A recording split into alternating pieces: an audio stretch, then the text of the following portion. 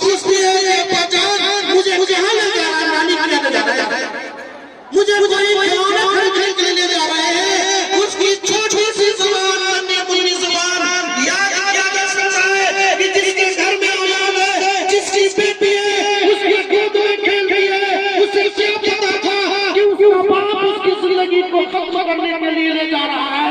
एक वक्त ऐसा आता है कि वो चाचा की मिट्टी खोदता है, जब मिट्टी का छींटा उसके जिस्म पर पड़ता है, उसे फूल जैसी बेटी अपने बाप चेहरे से मिट्टी साफ आती है और कहती है कि अब्बा जान आपको पसंद है। जो बेटी अपने बाप के लिए परेशान है, अपने बाप के साथ मिट्टी हटाने में अपने बाप का काम कर रही है, जो बेटी अपने बाप के चेहरे पर पसीना देकर परेशान हो जाती है, उस बेटी के लिए ही वो कब्र खोदी जा रही थी। जब मिट्टी खोदना मुकम्मल हो गया तो अपनी बेटी को ऊपर करके उसके अंदर डाला और ऊपर से चला गया। ये वाक़या सुनकर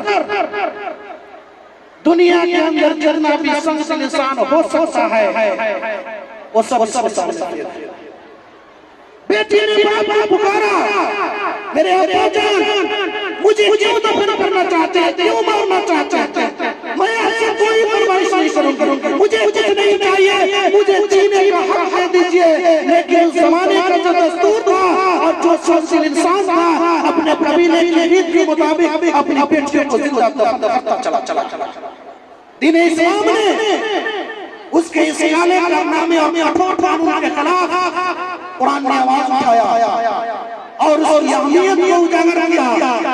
अल्लाह के नबी सल्लल्लाहु अलैहि वसल्लम ने सरेआम ऐलान किया, मन आला सलाता बनादिन और इब्नतान, जिस शख्स 3 लड़कियों की परवरिश या 2 लड़कियों की, अल्लाह के नबी सल्लल्लाहु अलैहि वसल्लम कहते हैं कि जो आदमी अपनी 3 बेटियों की या 2 बेटियों की परवरिश करता है, वो उसकी शादी तक उसकी परवरिश करता है, उसको आदब सिखाता है, उसकी परवरिश करता है, उसको अच्छा तरीका सिखाता है। अल्लाह नबी सल्लल्लाहु अलैहि वसल्लम कहते हैं कि वो मेरे साथ जन्नत के अंदर ऐसे होगा जैसे मेरी दोनों उंगलियां मेरे करीब इस तरह से ये दोनों उंगलियां सच्ची उंगलियां जन्नत के अंदर वश रहेगा।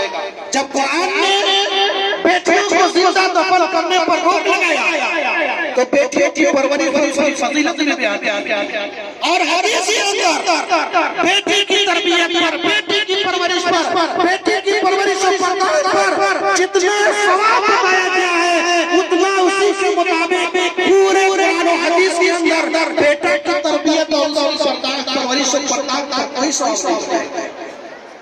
अल्लाह के नबी सल्लल्लाहु अलैहि वसल्लम ने अमली तौर पर बेटियों की फजीलत सिर्फ बताई नहीं बल्कि अमली तौर पर उसका सबूत दिया।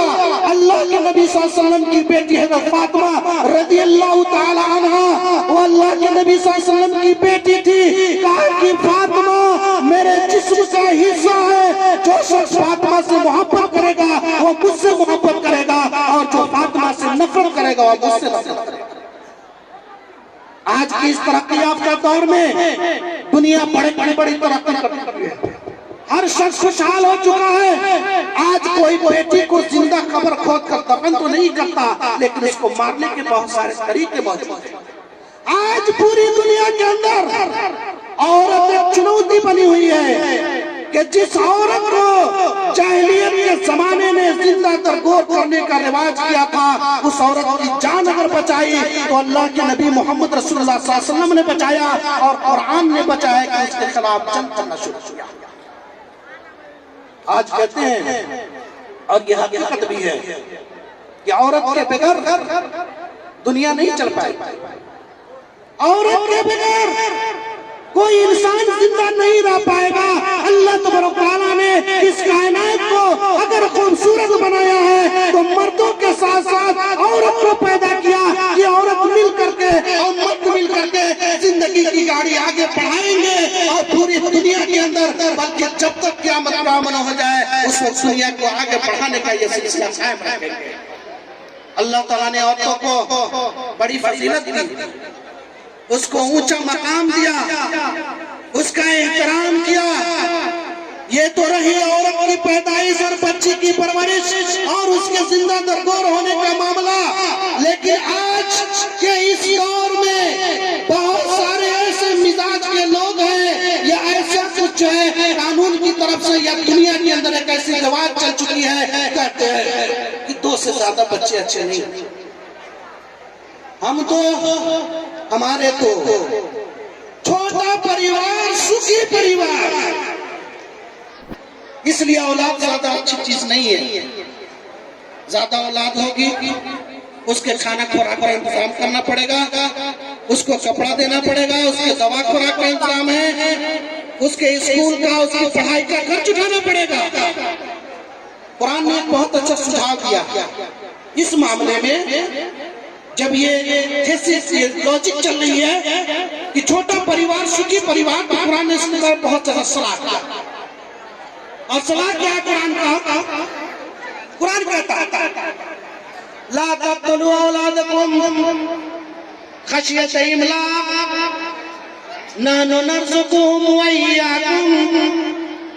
ऐ दुनिया के लोगों जो ये समझते हो कि ज्यादा औलाद होगी तो खर्चा बढ़ेगा, ज्यादा औलाद होंगे तो इसी सूरत में कमाना ज्यादा पड़ेगा, वो कहाँ से खाएगा, वो क्या पिएगा, क्या पहनेगा, उसके दवा का इंतजाम कहाँ से, उसके स्कूल का फीस कहाँ से आएगा। अल्लाह ताला ऐलान करता है कि वो नामर्द लोग जो ये सोचता है, जरा ये तो सोच कि अपनी औलाद को रोजी के डर से कत्ल ना करो कि जो तुमको खिलाता है वो उसको भी खिलाएगा। दीन इस्लाम ने इस रिवाज की मुखालफत की, इस लॉजिक को नकार दिया कि ना। आज तजर्बा है बहुत सारे लोगों का कि जब उसकी शादी नहीं हुई तो 500 रुपया कमाता महीने में, शादी हुई 1000 कमाने लगा, 2 बच्चे हुए उसके कमाई 2000 से ऊपर चली गई। अल्लाह की कसम खाकर कहता हूँ तजर्बा की भी बात है कि इंसान की कमाई उसकी अखराजात की वजह से बढ़ती है। इंसान की इनकम और उसका इनकम सोर्स उसकी जरूरत से बढ़ती है। आपके इनकम की वजह से आपकी जरूरत नहीं बढ़ती, बल्कि जरूरत की वजह से उसका इनकम सोर्स बढ़ता है। जब इंसान के पास कोई खाने वाला नहीं होगा उसके पास कमाई क्यों आए? ये अल्लाह का निजाम है। अल्लाह